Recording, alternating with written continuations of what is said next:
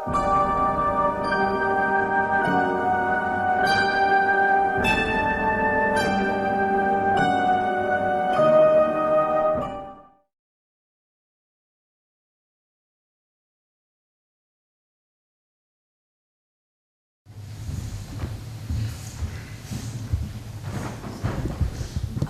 talk is a bit different from your one, but this is called A Return to Our Primordial Nature, in the name of God, the compassionate and the merciful.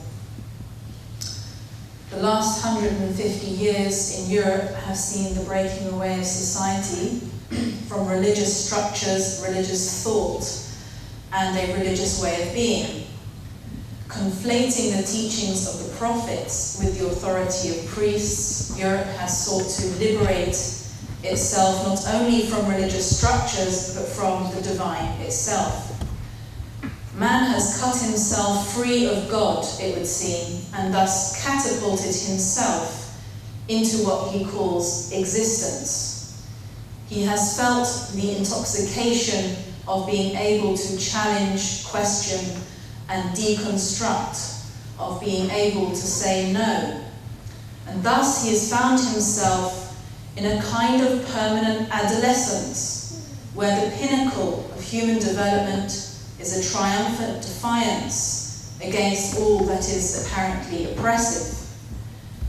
So man has come up with questions and a way of life that revolves around challenging and defying, and in addition to that, experimenting and exploring free of all apparent restrictions, enjoying the intoxication of breaking boundaries. But what man has not come up with is answers. And while in the 20th century he may have attempted to move beyond the stage of deconstruction, he has struggled to come up with any effective means of reconstruction and restoration. He has cut himself free and drifted into the wide open wastelands of existence, and he has tasted existence up to a point. He's tasted everything that man might like to taste. All kinds of power, different fashions, different moral boundaries, different relationships, different lifestyles. And he became very sophisticated too, experimenting with art that asks questions, experimenting with literature that asks questions, experimenting with film that asks questions. And then he discovered that he couldn't find any clear answers. And when he discovered that, he began to scoff at the desire for clarity. And then he became depressed, but he didn't let it show. Nevertheless, in his sophisticated way, he produced art that reflected his sense of loss, emptiness, and confusion, and literature that commented on our dysfunctional, dystopic lives, and film that expressed our ultimate alienation from ourselves. After the intoxication of being free to run around in the open wastelands of existence, comes the sobriety of realizing that existence in itself is just existence. It has nothing to say to us for all its colour and entertainment. Both Nietzsche and Heidegger attempted to build some kind of philosophical edifice that told us how wonderful existence is, and how our truth can be revealed through it in an everlasting journey, and that's what it's all about. But when compared to the mystical praxes of the prophets, these philosophical constructions look like mere hypotheses, and hypotheses which still fail to provide the real answer, what ultimately is the truth. Should we be satisfied with being told that it's an ongoing journey to find out? Because that's the point that the philosophers of our time have reached. Well, we don't really know, but hey, enjoy the journey. And our daily lives reflect this philosophy. Well, we don't really know why we're living our lives, but hey, let's just carry on living them anyway. And we could say that this emptiness and pointlessness lies at the heart of much of European culture as it is today. I'm just focusing on Europe because we're in Europe. It's better and safer not to ask questions anymore. With regard to the women of our age, it can't be denied that they have had real battles to fight. The fight to be seen as having the intelligence to participate in politics, the fight to be able to go to university and to exercise our talents to the best of our ability.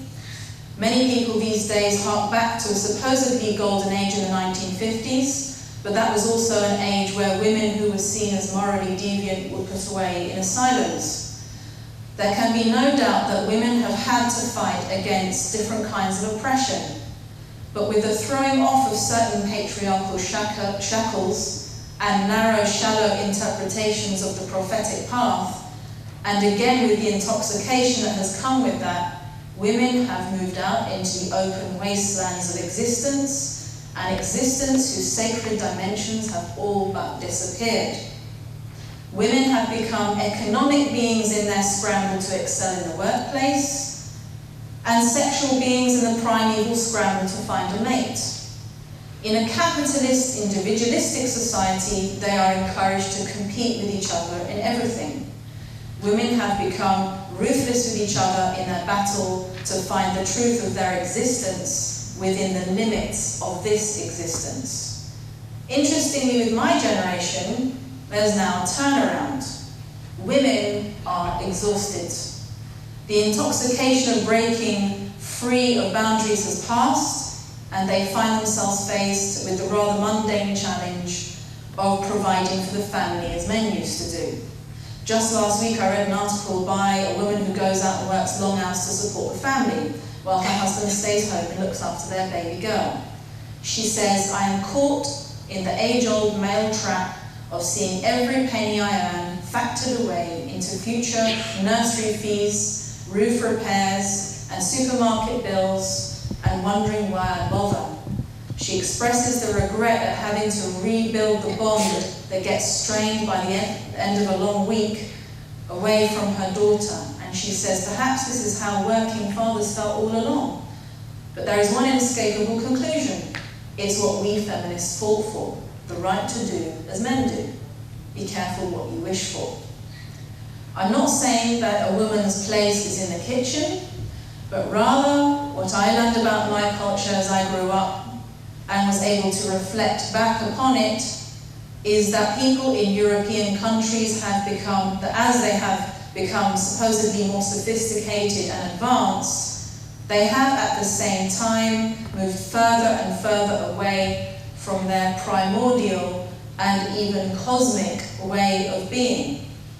We have become obsessed with the world and with our place in it, and that is with our place in it as individuals. And we have utterly forgotten that there is a deeper and more comprehensive aspect to our being, and a deeper and more beautiful purpose to our being here. Western women look pityingly at supposedly unsophisticated Muslim women who have not gone through the whole process of deconstruction. Muslim women appear to be still stuck in an age that Western women have proudly glided past, even if these very same Western women now find themselves out on a limb, stuck in a state of existential anxiety. It is rare for contemporary post-industrial societies to see women as spiritual beings. While women of previous generations have reacted perhaps to a dry, restrictive morality of the 1950s, women of later generations are finding that they are having to reconstruct themselves after everything has been taken apart. And this may take perhaps 15 or 20 years of battling to find their way out of the chaos. Atheists may sneer at the desire for certainty, but let's replace certainty with clarity. Who wants to live without clarity, without comprehension of oneself? While my upbringing was very much with the thinking that religion is irrelevant to one's life, I never stopped intuitively sensing that there is a transcendent entity that lies beyond the phenomenal world. And I actually used to listen for guidance, even though it never occurred to me actively to ask for guidance. I've always instinctively felt that my consciousness is connected to that transcendent entity, and that my life needs to be lived in harmony with it. The way of life, at least in this country, is distinctly out of sync with that. When I discovered Islam, I also found a very much a vibrant, living, initiatic tradition which resonates with an energy or light, you could say, and the clarity of coming from the one and leading back to the one. And it dawned on me how much more logical it was to place the one absolute existence at the heart of one's life, to make that the foundation and pinnacle of one's life, rather than just think about it sometimes and go off in all different directions at other times. The path began when I placed the one at the heart of my life, the axis, the qutb, around which everything else revolves. Not only is this a living and ever unfolding path back to the divine, a path of ever unfolding light and clarity, rather than a path of guesswork and relativism, it is also something that lifted me out of the matrix of an apparently advanced and sophisticated society, which is nevertheless virtually illiterate when it comes to matters of the soul and of the consciousness. The secular Western way of being is not, to my mind, the pinnacle of perfection for which we should be aiming. It is simply too shallow and incomplete. What Islam teaches about how to be as a human being and how to be as a woman is probably the opposite of what young women are taught in our society. Young women are taught that if you exploit yourself and know how to sell yourself, then you will succeed and be loved too. And this is nothing but a lie, and I'm not the only one to have called it so. Women go out of their way to exploit themselves in the hope of success and love, and while they may benefit the men in the society with their self-exploitation, they rarely benefit themselves. Success and love may or may not materialize, or if it does, at what cost to oneself? Islam teaches what today would be seen as outdated values, but they are values that cut across all ways of life, that cultivate the soul and are actually perennial. These are very simple things such as protect your soul, guard yourself against evil, value your dignity, and the most unfashionable, be chaste. In short, it teaches the opposite of self-exploitation to the world. Woman is a spiritual being, a soul that is journeying through this world to a destined end, the abode of wisdom in proximity to the divine. Our objective in this world is to know our own souls, to be at peace with ourselves, to aspire to gain knowledge and to be people of knowledge. Islam teaches us to cultivate beauty of the soul. This goes for both men and women. We are striving to create a beautiful world, where it is the essence of ourselves that shines. This means that we do away with fakeness within ourselves. The way of being for many women around the world who follow the post-industrial Western model is something which involves a self-conscious artificial construction. How many women call their makeup war paint and feel that they need to apply it to go out and face the world? Islam is about stripping away artifice. It's about being on the outside what you are on the inside and not colluding with falsehood. It's about being free-spirited without having to compromise yourself or expose yourself to the market. I don't look at the leading female figures in Islamic history in isolation. A key part of their being women was their place in their society and how they related to the men of that society. What we see in early Islamic history is not women competing with men, but cooperating with men and vice versa. Everybody was working towards the same goal, establishing a way of life that places cultivation of the soul at the center. Thus, there was mutual assistance among men and women, and this can be seen on the battlefields where the women aided men who had been wounded, or where women themselves actually fought. This can also be seen in the manners, adab, akhlaq, or codes of etiquette that were instilled by the Holy Prophet and his purified progeny, his daughter Fatima, and the Imams who came after her. One simple example is the loving relationship that existed between Lady Fatima and the Holy Prophet in a society where it was seen as unmanly even for one to have daughters in one's family. She was called Abiha, the mother of her father, and he used to get up for her when she entered the room and offer her his place to sit. We don't even see such respect shown to a daughter by fathers in sophisticated industrialized societies. In the tradition of the followers of the holy household of the Prophet, Fatima was more than the daughter of the Holy Prophet. She was a being who was born in heavenly circumstances, who had about her the scent of paradise, who transmitted the esoteric knowledge of the religion down through her purified progeny. She is the mother of the divinely selected leaders who came after her father. The Imams said to their followers that we are a proof over you, and Fatima is a proof over us. We can see the respect shown to women in the Imam's choice of wives too. Many of them were women who served in the household of the Imam, who were seen as having the stature and nobility of character to bear the weighty responsibility of being the mother of the next Imam. The issue of covering with the scarf, or dressing modestly, has been turned into something controversial by the media, as we know, and it's amazing how it provokes such extreme reactions. Covering does have many dimensions to it, and one cannot say that women wear it all for the same reasons. My turning back to a primordial way of being has included an inward reconnection. The inner nurturing of the soul is facilitated by establishing a gentle outward barrier against the market of the world. Western women have tried to find other such barriers, as I said. The wearing of wall paint or sharp masculine suits.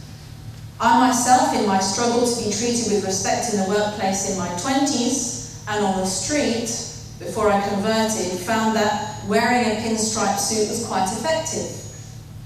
But then why should I have to dispense with my femininity in order to survive? Women have asked me why I conceal my femininity with a scarf, but I find on the contrary that hijab is very feminine. It definitely marks a woman out from a man, and ironically, this is what often displeases some Western feminists too. Hijab is a smart feminine garment that transcends materialistic corporate culture. Covering is archetypal. It is part of going back to the primordial self. The primordial self is connected to and integrated with the sacred dimensions of creation. The Muslim woman is a reminder in a desacralized world of the sacred dimensions of being and of that divine transcendent entity that brought existence into being as a way of knowing it and as a means back to it. She is on an internal journey to the infinite that will continue to unfold into pathways of light long after she's left this world. Thinking about our role in the world today as beings attempting to live a life of purification and ever-increasing consciousness, Muslim women have a great responsibility to bear, actually just as they did in the early days of Islam.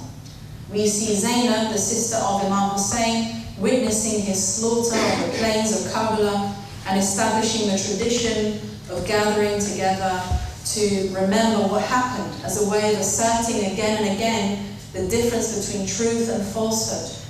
Lady Zainab, daughter of Lady Fatima, stood up as a witness to the truth in the face of those forces that sought to impose a ruthless dictatorship upon the people.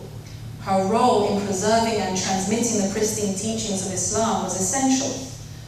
Similarly, today, Muslim women have a tremendous task in campaigning against corruption at the political level as well as at the social level. They have the challenge of trying to establish a society that educates and nurtures the soul, that provides an environment where they can be harmoniously oriented towards the divine, and all this while remaining the targets of politicians who find them useful for gaining political capital. In the foreseeable future, Muslim women are going to be the loci for the projection of fears of the alien other. They are going to be tools in the election campaigns of politicians, or just a dumping ground for people's general discontentment. But the fact that more and more Western women are coming to Islam demonstrates that in spite of all this, the beauty and profundity of the primordial cosmic way of being continues to lift us out of this darkness.